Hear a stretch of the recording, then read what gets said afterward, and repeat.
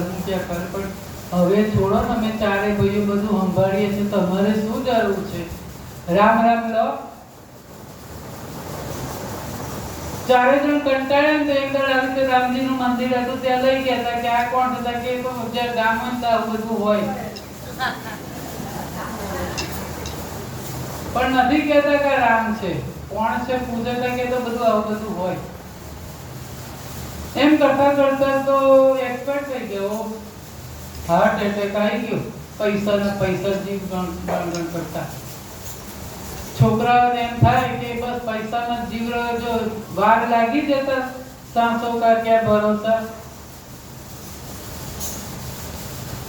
ત્રણ ભાઈઓ તો બધા સમજદાર હતા, કારણ કે બાપાને ઓળખતા હતા, પણ નાનો ભાઈ મમતાળુ ને માયાળુ હતો. હું ગમે તેમ તો આપણો બાપ છે ને, તો નાનો છોકરો કે ભલે બાપા જો કોઈ દિવસ ક્યાં ગયા નથી તો એમ કરો ને, એમનું પેલું અસ્થિ હું લઈ અને હરિદ્વાર જો આપણે વધાઈ જઈએ. પેલા કે અમારે આવું નહીં ભાઈ, તું તાર જા એકલો, ચારે જણના ખોટા ખર્ચા કરવા. અસ્થિ લઈને ગયો. પેલા હરિદ્વાર ડાયરેક્ટ નથી ટ્રેન જતી, એટલે દિલ્હી રોકાય. દિલ્હી એનો ભાઈબંધ હતો, ત્યાં રાતે રોકાયો અને ત્યાં ગાડે પછી બીજે દિવસ સવારે કે હરિદ્વાર જઈશ. રાત્રે ત્યાં રોકાયો અને જે પેલા અસ્થિની ડાબલી હતી આ રીતે થેલા મૂકી અને પછી રાતે સૂઈ ગયો.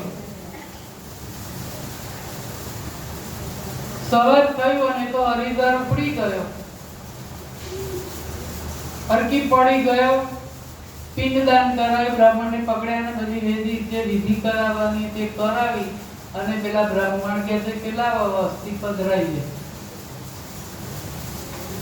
તે લોકો અસ્થિ ન નીકળ્યા, કઈ ગયા? હું લઈને આવ્યો તો અસ્થિ તો માં ડબ્બામાં થેલામાં તો ડબ્બા મૂકેલી હતી, ગઈ ક્યાં? કઈ નહીં, બિચારો મિલામાં પાછો આવ્યો. આવતો પાછો દિલ્હી રોકાયો એના ભાઈબંધના ત્યાં. એના ભાઈબંધ કે થઈ ગઈ બધી વિધિ, થઈ તો કઈ વિધિ, પણ અસ્થિ ના પધરાવાયા. કેમ કે ખબર નહીં, હું થેલામાં લઈને આવ્યો તો ડબ્બામાં હતા પણ કે અસ્થિ નથી નીકળ્યા. ભાઈબંધ સમજી ગયો કે ઉભા રહો.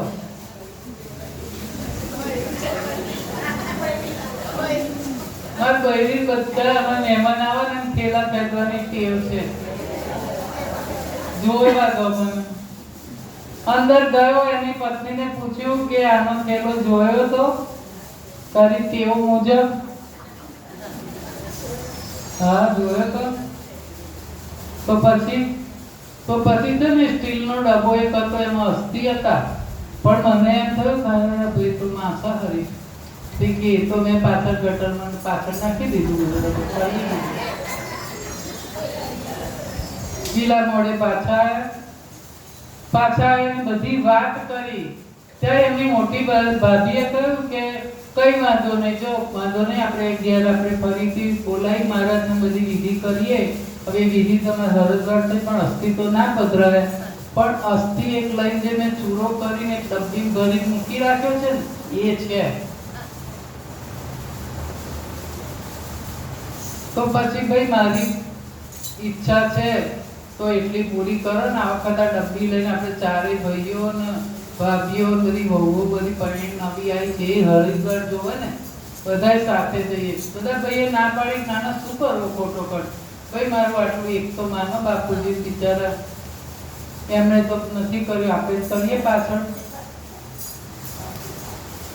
સારું, બધા માને ટિકિટ કરાવી હરિદ્વાર ભેગા થયા. ત્યાં જઈને બ્રાહ્મણને પકડ્યા અને પિંડદાન કરાય, બધી વિધિ કરી. અને પેલી ત્યાં બીજા એકબીજાના આગા અલગ હોય, આ બાજુ ભાઈઓ હોય, આ બાજુ બહેનો હોય. આ બાજુ બહેનો નાતી હતી, આ બાજુ ભાઈઓ.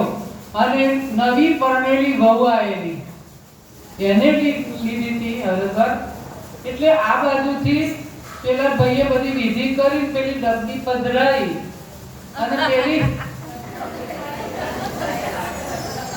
પેલી વહુ ગંગા મૈયાને પ્રાર્થના કરે, હે માં, હું કેટલી ભાગ્યશાળી કે પરણીને સીધી પહેલી હરિદ્વારમાં આવી દર્શન કરવા. હે ગંગા મૈયા, મારા પર પ્રસન્ન થજો, આમ કરીને જે હાથમાં આમ જળ લઈ અને આમ કરી દો પેલી ડબલી ગંગા મૈયા મારા ઉપર પ્રસન્ન થયા. માનો તો મેં ગંગા માનો, ના માનો તો બેસતા પાણી. ખુશ થઈ ગઈ, પણ કોઈ કહેવું જ નથી, કારણ કે મારા ઉપર જ પ્રસન્ન થયા છે. ભાઈ અને આમ કરી સીતા ગાલી દીધી, ઘેર આવીને લઈ કશું કોઈ બોલી જ નહીં. ઘેર આવીને બધા કે હા હવે બાપાનો મોક્ષ થયો. હવે બધાને બોલાવો, જમણવાર કરીએ.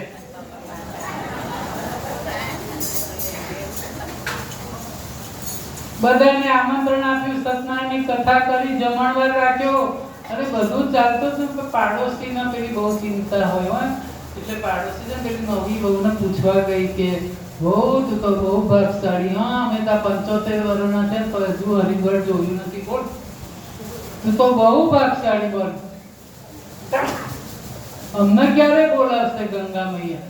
અરે બોલાયા તો બોલાયા, શું કહું વાત કાકી, પણ તમને કહું છું મારા સાસુ કોઈ કહ્યું નહીં હજુ ઘરમાં. તમને જ કહું છું કે ગંગા મૈયા તો એવા મારા પર પ્રસન્ન થયા, એવા થયા. કેવા થયા કે જ્યાં આમ જળ ચડાવવા જાઉં ને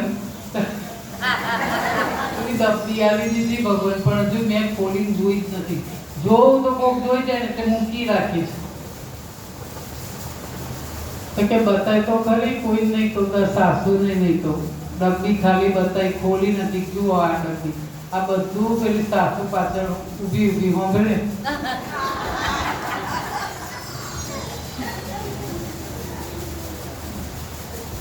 બહુ તને શું કહું, હવે તને લઉં. આ ડબ્બી બતાવી જો. ડબ્બી લીધી, હાથમાં ખોલી, અરે રે રે રે દોડી. અને જે બધા ભાઈઓ બધી દેરાણીઓ જેઠાણી બેઠેલા ને તો કે બાપા તો પાછા આયા.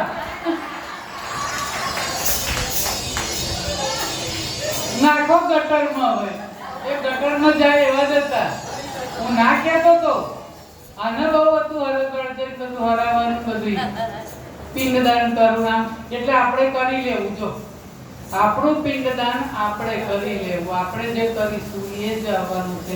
તેણે કર્યું નહીં એટલે પાછળથી આવું જ થાય કે આપણને કઈ હરજદાર નહીં મૂકવા જાય. હવે તો અહીંથી કુરિયર કરી દે. હવે કુરિયર જાય કે ના જાય? એ પેલા પેલા અસ્થિઓ રખડતા ક્યારે પહોંચે શી ખબર.